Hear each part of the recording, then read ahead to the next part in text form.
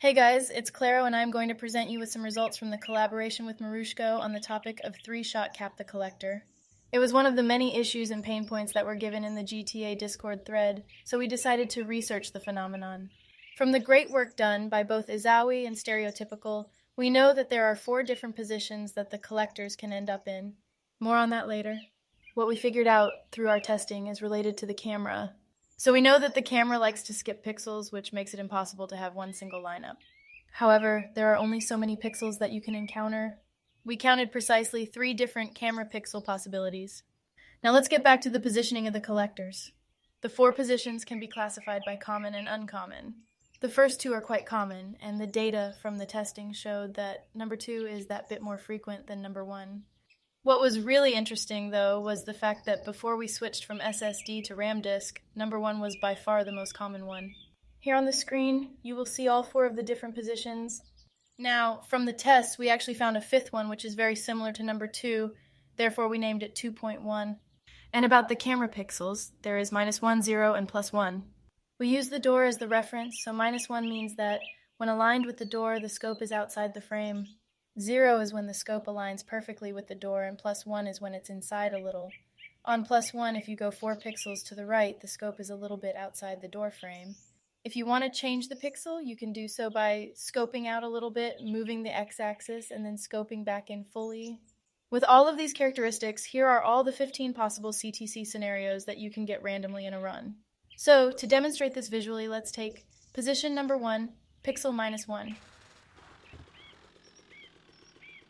You can see the angle is very far away from the garage door, and when I scope, you can see that the scope is just a little bit outside of the door frame. Here is for reference how pixel 0 would look like with the door frame perfectly aligning with the scope. Now most of the data is very pointless as it's mostly misses. There are, however, 3 interest points. First, you can see that on position 2, pixel 0. If you move 2 pixels to the right, you can actually get a 3-shot CtC.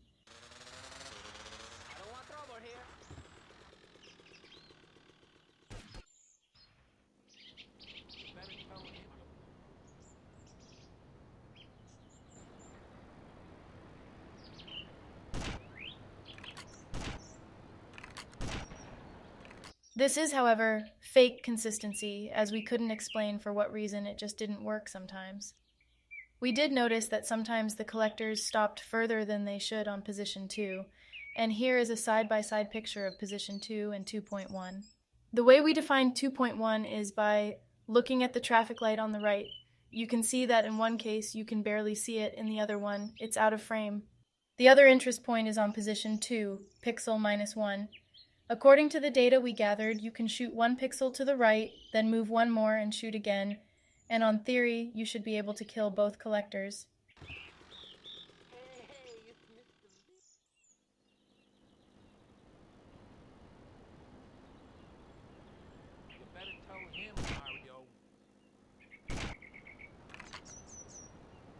The third one comes in at position 2.1, pixel -1.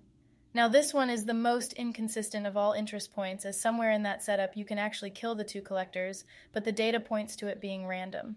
I know a lot of people were expecting for us to find something consistent and something that can actually be implemented in runs, but ultimately all of this was in one way or another.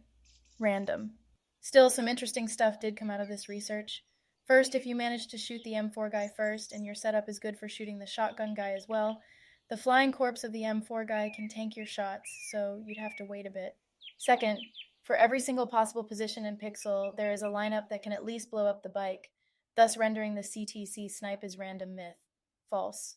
Lastly, I want to say that these results and data don't really cover positions 3 and 4 all that much. That is because they are so infrequent that we only got position 3 once, and I think we got position 4 at the very start, before we had started collecting data. In this video, we've given you the tools and methodology so that if you desire to do more testing, you can go for replicating the data. The more, the merrier. Thank you for watching, and we'll see you soon with another episode of Marushko and the voices in his head trying to hold on to a hobby that is practically dead.